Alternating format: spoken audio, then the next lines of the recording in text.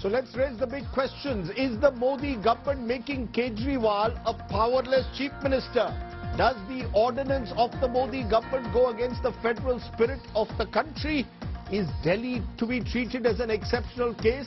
Is it now going to be open war between the Modi government and opposition ruled states ahead of the 2024 election? Some big questions to be asked. Joining me now, Harish Khurana, the BJP spokesperson, Adil Singh Boparai, the Congress's spokesperson, Jasmine Shah from the Aam Aadmi Party, and Sanjay Hegde, senior advocate at the Supreme Court. To you, Harish Khurana, first, because the BJP will have to answer this question. You're bringing an ordinance late in the night on Friday, just before the Supreme Court is closing, effectively nullifying what the Supreme Court had said in empowering the Kejriwal government when it came to the services and the transfer of officers.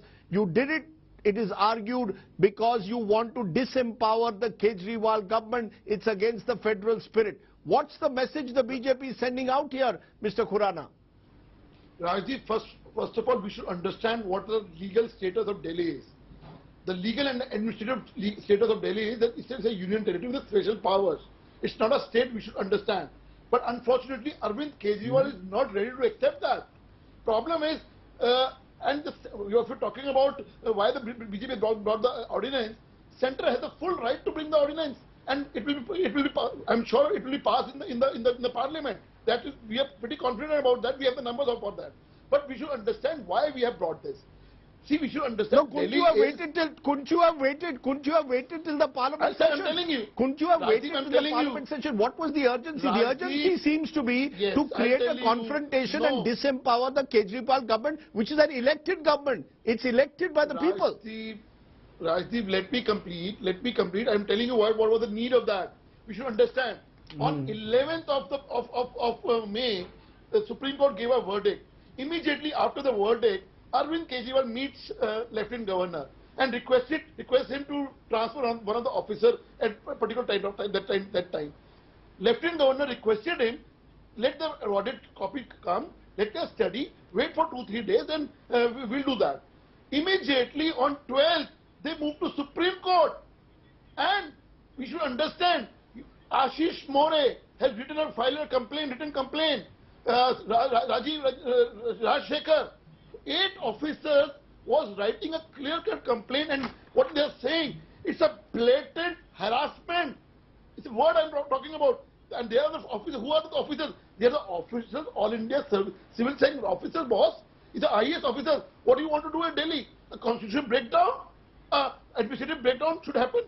Central will remain mum on that. Why you have done this? We have seen in the past, Chief Secretary of Delhi was being beaten up. We have seen Shakuntala Gamblin was being locked in a room. What do you want? The centre should remain silent on that. They can't. Okay. Problem is this. They want to hide the corruption. You're saying this was done to prevent. I get your point. Okay, you've made your point. You're saying this was done to prevent what you're saying would otherwise be an administrative breakdown because of the clashes between the Kejriwal government and officers. You want to respond to that, Jasmine Shah, that while you are saying this is against the federal spirit of the constitution, it is against the Supreme Court verdict, a 5-0 unanimous verdict which was in your favor. The point being made by the BJP is the Aam Aadmi Party was using this verdict to intimidate officers who are investigating allegations against the AAP government.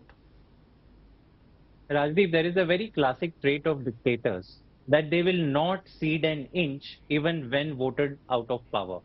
And this is precisely what we are seeing in the case of BJP and the Modi government. 3 times elected Chief Minister of Delhi with a mandate of 90% seats in the assembly. They are saying that he is not fit to govern Delhi. And this is nothing but a disrespect for the democratic will of the people. So far, this has been going on for the 8 years. They have been abusing the constitution, reading it as a transactional document. When it gives powers to the SG, he fully exercises it. When it gives powers to the elected chief minister, they do not allow him to exercise it. Finally, the Supreme Court set rest this entire battle. After 8 years, Rajdeep, this judgment has come, which is a lucid judgment. It talks about the basic structure of federalism. What does being a representative government mean? That an elected CM should have powers to govern and fulfill his mandate.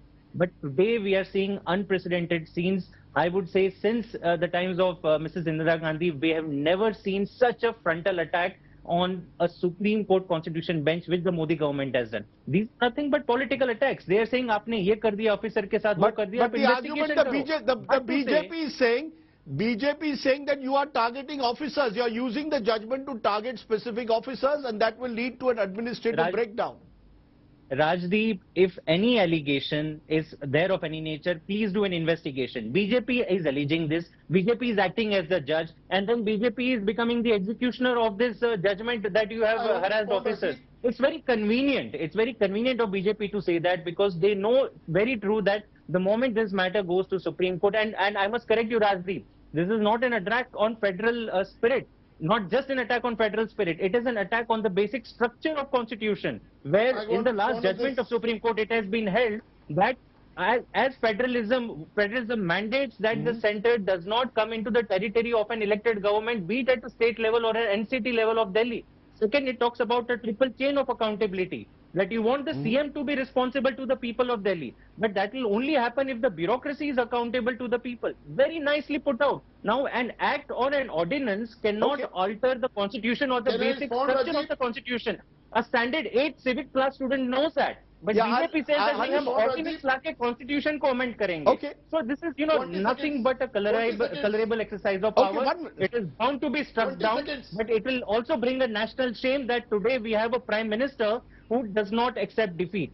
And I think that is what the Modi government will have to answer in the coming year. Jasmine Shah, you've spoken. Let's give 30 seconds to quick response from you, Harish Khurana, because the sense is the spirit of the Supreme Court judgment, a unanimous judgment of 5 judges headed by the Supreme Court Chief Justice, has effectively been nullified by your ordinance. What is the message I come back to that you send out? You are going against the spirit of the judgment of the Supreme Court. In the same judgment, Rajdeep, para 95, it's clearly said in the Supreme Court judgment, para 95, it clearly says that the center can change the law. If they want to do it, you can bring the ordinance. It's clearly written in para 95. Point number 1. Point number 2, he's saying कि हमें officers चाहिए. Why you are transferring and harassing only those people who are indulged in the inquiry of your corruption? Sheesh Mahal, your Sloop Gate, your Liquor Gate, the people who are investigating it, you are targeting only those people. Why not others? Why are you not transferring others only? So the thing was very much clear. And third, important part, BJP is not saying it. All India service officials have written a letter to Lieutenant Governor. 8 people have been harassed, and blatantly, the word has been written, blatantly harassed. These are nothing but fake complaints. I challenge Harish Khurana. I challenge Harish Khurana to show any of these 8 complaints. Show me 8 complaints. Let's not have. Okay, just a minute. Jasmine Shah, Harish Khurana, there are 2 other guests listening to you. Let's not have crosstalk. Our viewers don't then get the exact information. Therefore, Sanjay Hegde, before I come to Adil Singh Bopara, let me come to you, Mr. Hegde. Give us a sense of the Supreme Court order. Am I right in saying that the spirit of the order was clearly to give more powers to the Kejriwal government, the AAP government? Or was it, as Mr. Khurana is pointing out, gave a little bit of space to the center to decide how Delhi is an exceptional case, and therefore if the center wants to bring in a law to revise in a way the distribution of powers, they are free to do so. The para 95 which was pointed out by Harish Khurana. How do you interpret the Supreme Court judgment and the reaction of the BJP in bringing an ordinance? Well, let me put it this way. Para 95 has to be read in the context of the entire judgment. The entire judgment in turn has to be read in the context of the previous 5-judge judgment also. Continually what the Supreme Court has been telling, has been interpreting the Constitution to mean that if you have a representative democracy, then the persons elected must get to rule. They recognize the fact that Delhi is a special case, therefore 3 subjects are kept out of the state's purview. They also recognize the fact that possibly that you can even amend the law to take further subjects out of the purview. But in the judgment itself, when it came to the question of personnel, they said that the personnel should be under the control of the elected government. Now, it is not unknown to have ordinances and enactments which take away the basis of a judgment. You remember that after Shah Banu, the basis of the law was changed. You remember that after Vodafone, the tax matter, the basis of taxation got changed. That is not unknown, but you cannot directly overrule the Supreme Court. Long ago in 1991, the state of Karnataka refused to listen to the Kaveri Water Tribunal and passed an ordinance of its own. The Supreme Court struck it down, saying that you cannot directly overrule a Supreme Court judgment because that would in turn make the legislature a court of appeal. That would be destructive of the rule of law. So what has happened so far, it does appear to me that the very basis of the judgment has been directly overruled. Okay, so that you're going in a way along with what is being suggested by the Aam Aadmi Party in terms of a judgment overruling the very basis of what the ordinance overruling the very basis of what the Supreme Court said. But to you now, Adil Singh Boparai, because what's interesting today is that we are seeing political parties slowly coming to the support of the Aam Aadmi Party, including, we are told, the Congress Party. The Congress Party on this particular issue seems to be supporting AAP, and it comes at a time when there is much talk of opposition unity. Do you believe, or does the opposition believe, the Congress as the major opposition, that the federal spirit of this constitution that gives powers to state governments is under threat, under assault? From time to time, the Congress also has claimed that the Enforcement Directorate, central agencies being misused to target specific opposition governments? Mr. Sardesai, the BJP is mutilating the federal structure of our constitution. And this is sheer subversion of law. I will give you 4 instances of the recent past which will vindicate my statement. Number 1. A constitution bench of the Supreme Court interprets Article 239AA. The government of India, like a sore loser, uses the back door to nullify a constitution bench judgment without any basis. I will go one step further. This is a brazen attempt by the Narendra Modi government to undermine the majesty of the Supreme Court of India. Number 1. Number 2, the Maharashtra case. The Supreme Court has categorically said that the conduct of the governor was partisan and malified. The governor and the Bharatiya Janata Party illegally toppled a legitimately elected government and installed an immoral government. Number 3, I think it is public knowledge and beyond any pale of doubt how the Enforcement Directorate is used as a hound dog to harass, coerce and arm twist opposition leaders. And once these cases are foisted on opposition leaders, and in the event of them joining the Bharatiya Janata Party, these cases just disappear in thin air. Number 4, how the central government is depriving the state governments of their legitimate financial dues. One state after the other is accusing the central government of withholding GST areas. This is how the Bharatiya Janata Party is making an insidious and a calculated attempt to stifle non-BJP governments and to deprive them of their right to govern and fulfill the aspirations of their voters. We are supporting the Constitution. Your adversary, please understand, Mr. Sardesai.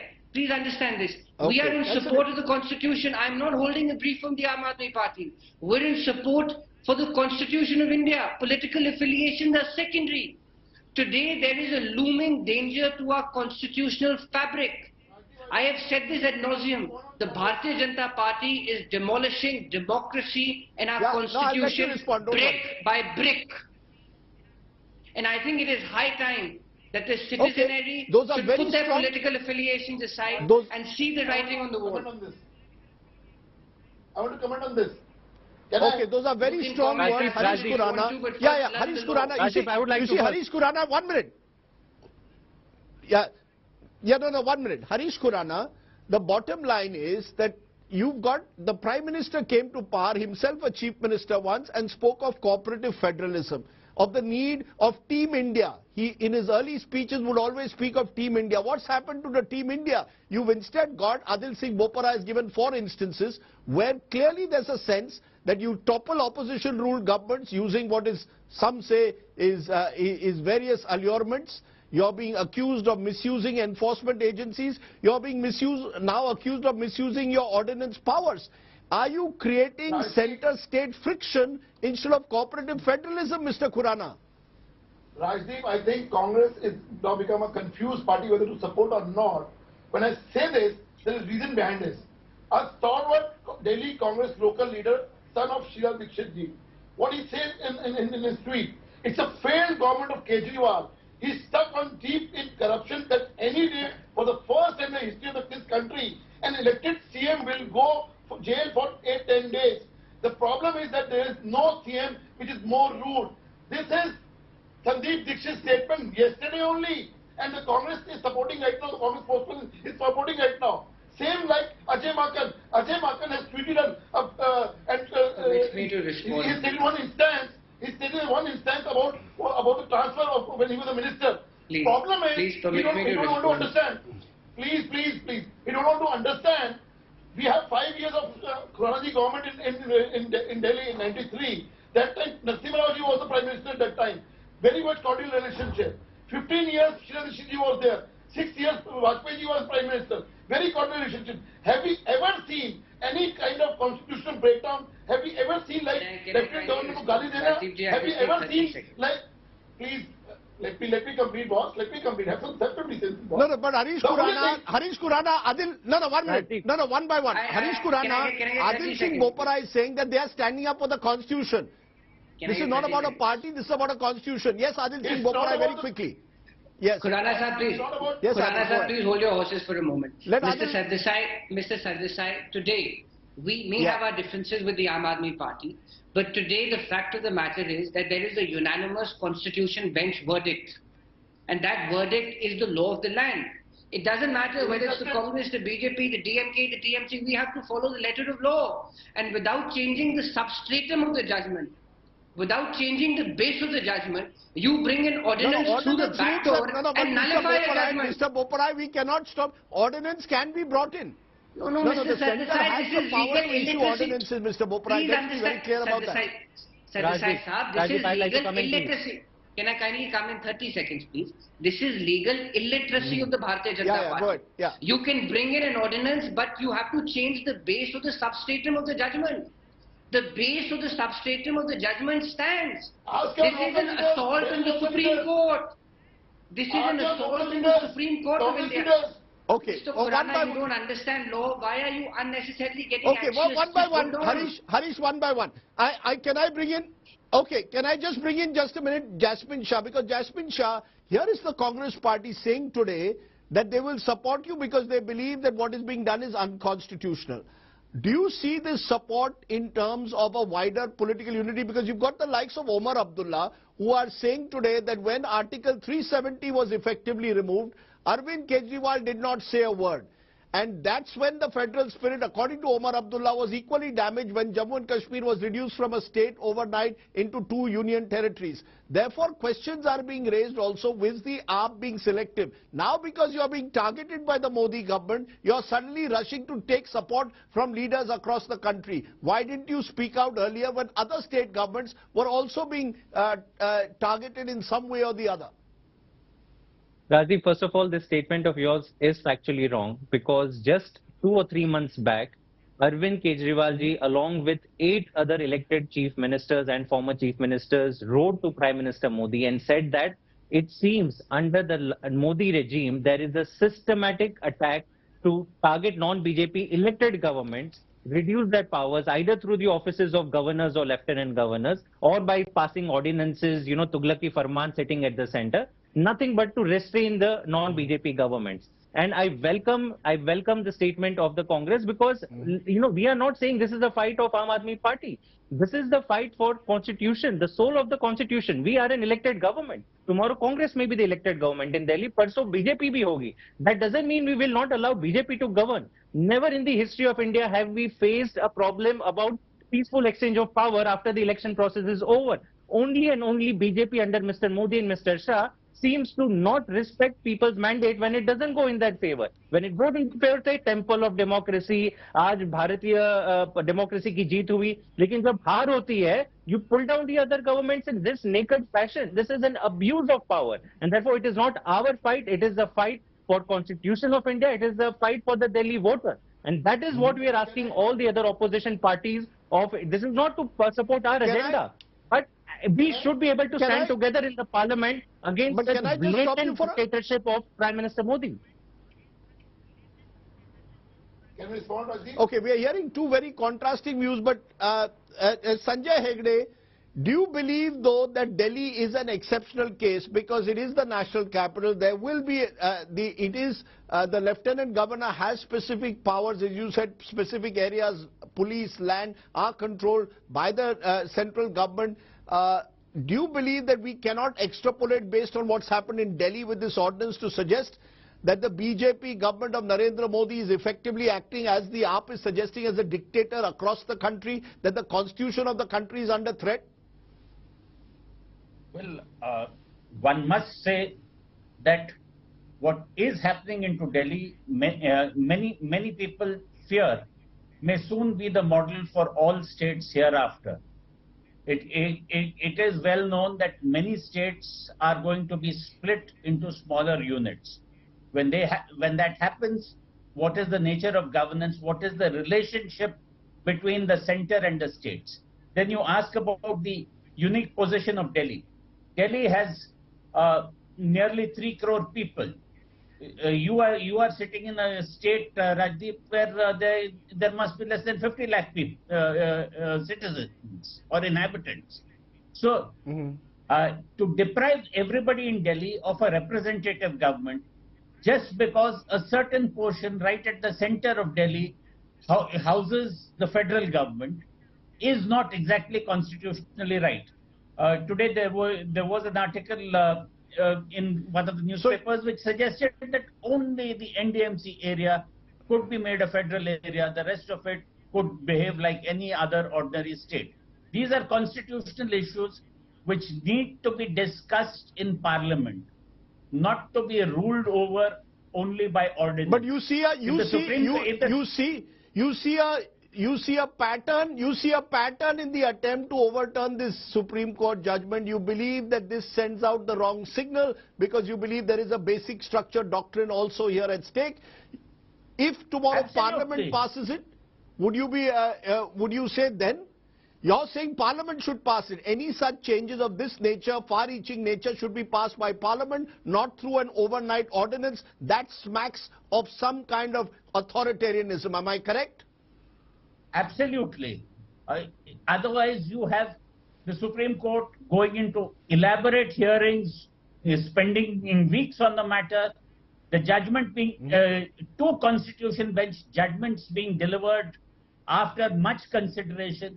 And then if it is to be just overruled by a stroke of the pen, then are we really living under a constitution and the rule of law? Or is it only to be government by decree? Mr. Sardesai. Rajdeep, can I? Okay, so I will give Harish Khurana a final 30 words. Yes, 30 seconds. Because Harish Khurana, you didn't answer my question. This is a Prime Minister who was Chief Minister who spoke of cooperative federalism. What stops, Mr. Kejriwal will also have to answer why he can't work with Mr. Modi. But Mr. Modi is the Prime Minister. Can't these issues, including transfer of bureaucrats, be resolved in a manner which somehow inspires confidence in the people? We the citizens who elect people should have the confidence that governments can work harmoniously. You may be politically divided, you can work harmoniously. Rajiv, who is stopping them? I would like to ask the gentleman from Aam Aadmi Party. You're talking about federal corporatism. We have 7 parliaments in Delhi from the BJP. That too elected by the Delhi. How many times you have called them and asked about the Delhi problems? Never. Nine years of this government, they've never called the member of parliament ever. They have also been elected by the people of Delhi only. They want to do work for Delhi. As you are been elected, Right. never been called. Point number one. Point number two. Sanjay Hegde, I don't think so. Hegde ji ko Delhi ka मालूम नहीं होगा. Sir, 93 के अंदर भी, when Mr. Khurana was the chief minister, he has requested Prime Minister that time, along with leader of opposition Chakravarti. Rajiv, you are a veteran journalist, you might be knowing it. That time, to transfer a NCD commissioner, he requested Prime Minister along with Congress leader of opposition Chakravarti at that time. So things have not been changed. Only Arvind Kejriwal don't want to work and only want to indulge himself in Okay, so that Mr. Sadasai, can I get 30 seconds? Okay, your time is up. My final, my 30 seconds to each of you. First to you, Jasmine Shah. The part of the problem is Arvind Kejriwal also is accused of being authoritarian and dictatorial. At the, Sheila Dikshit's time, there were no problems. Why only when Mr. Kejriwal becomes chief minister is this continuous battle there between the state government and the centre? For a very simple reason, Rajdeep, that when Mrs. Sheila Dikshit was the chief minister, the centre allowed Delhi to function within the realms of constitution. But when Mr. Arvind Kejriwal became the chief minister, within 3 months, Rajdeep, the power of services, which now the constitution bench has held as an essential part of the federal structure, was taken away from Arvind Kejriwal. So if you do not allow an elected CM who has made a promise to the people to function, why will there not be clashes? And Arvind Kejriwal is not fighting for himself. He is fighting for the people of Delhi. It would be a disservice to people's vote if he doesn't fight for the rights of the people of Delhi. Why you are why only those? Mr. Sadasai, can I come in, please? Please bring down Mr. Khurana's voice.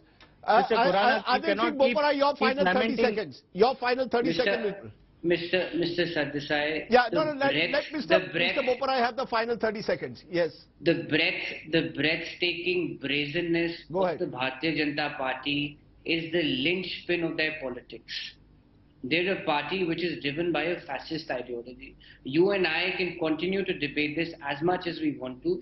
This is the centerpiece of BJP politics. They want to oust opposition space from our political firmament. Therefore, the need of the hour is that all opposition parties must unite to save our constitutional ethos. And finally, this is not an attack just on the opposition. This is an attack on the Supreme Court. Interesting, you're saying that you didn't invite Arvind Kejriwal. You didn't invite Arvind Kejriwal to the swearing in of Mr. Siddaramaiah. You invited other opposition leaders. I don't want to sidestep the real issue. The fact of the matter is this is an assault on the Supreme Court of India. And on behalf of the Congress party, I will urge the Apex Court to take cognizance of this breach by the central government. Okay, let's leave it there. These are very strong words that have been expressed clearly at the moment. Perhaps we need to look at just how the organs of the state are working at the moment. Are they working in harmony, or are we heading for a confrontation? Supreme Court versus the executive, possibly centre versus the states. These are troubling times when ordinances of this nature are moved on a late Friday night, and then we have this fallout. Will it lead to opposition unity is, of course, a question blowing in the wind. Thanks to all my guests for joining me on the show today.